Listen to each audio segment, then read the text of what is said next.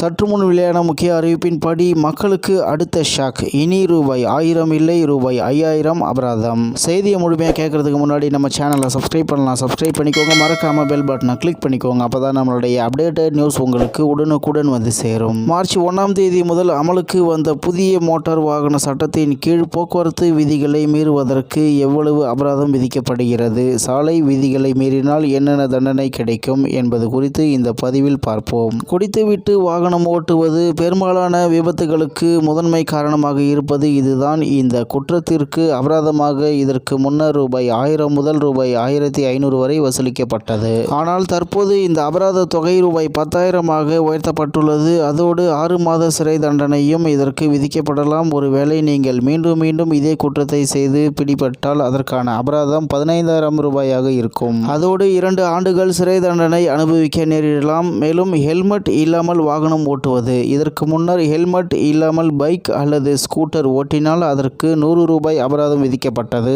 ஆனால் தற்போது இந்த அபராதம் ₹1000 உயர்த்தப்பட்டுள்ளது. மேலும் அவர்களின் ஓட்டுநர் உரிமத்தை 3 மாதங்களுக்கு ரத்து செய்யும் அபாயமும் ஏற்படலாம். மேலும் சீட் பெல்ட் அணியாமல் வாகனம் ஓட்டுவது. சீட் பெல்ட் அணியாமல் வாகனம் ஓட்டுவதற்கு இதற்கு முன்னர் ₹100 அபராதம் விதிக்கப்பட்டது. ஆனால் புதிய விதிகளின் கீழ் இந்த அபராதம் ₹1000 உயர்த்தப்பட்டுள்ளது.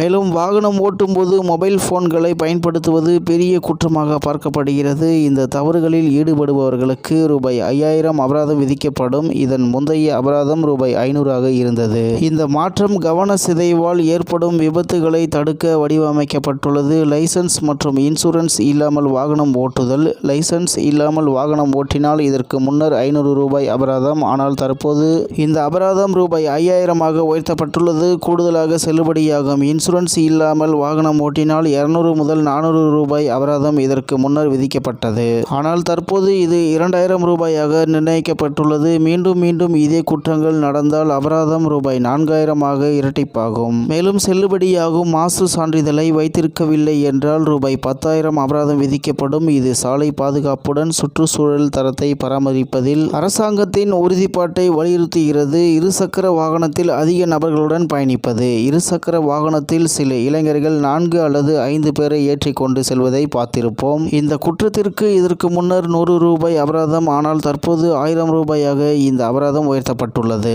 மேலும் பொறுப்பற்ற முறையில் வாகனம் ஓட்டுவது. பொறுப்பில்லாமல் வாகனம் ஓட்டி பந்தயம் வைத்து கொண்டு வேகமாக செல்வது போன்ற செயல்களில் ஈடுபட்டால் ₹5000 அபராதம். மேலும் அவசர கால வாகனங்களுக்கு வழிவிடாமல் செல்வது உயிர்களை ஆபத்தில் ஆழ்த்தக்கூடிய கடுமையான குற்றமாகும். இதற்கு ₹10,000 அபராதம் விதிக்கப்படும். கூடுதலாக சிக்னல் ஜம்பிங்கிற்கு இப்போது ₹5000 அபராதம் விதிக்கப்படுகிறது. அதே நேரத்தில் அதிக பாரம் ஏற்றும் வாகனங்களுக்கு ₹20,000 அபராதம் விதிக்கப்படும். 18 வயதிற்கு கீழ் உள்ளவர்கள் வாகனம் ஓட்டினால் ₹25,000 அபராதம் விதிக்கப்படும். இந்த அபராதங்கள் அனைவருக்கும் பாதுகாப்பான சாலைகளை உறுதி செய்வதற்கான உறுதிப்பாட்டை பிரதிபலிக்கின்றன என்று தகவல் வெளியாகி உள்ளது என்பது குறிப்பிடத்தக்கது.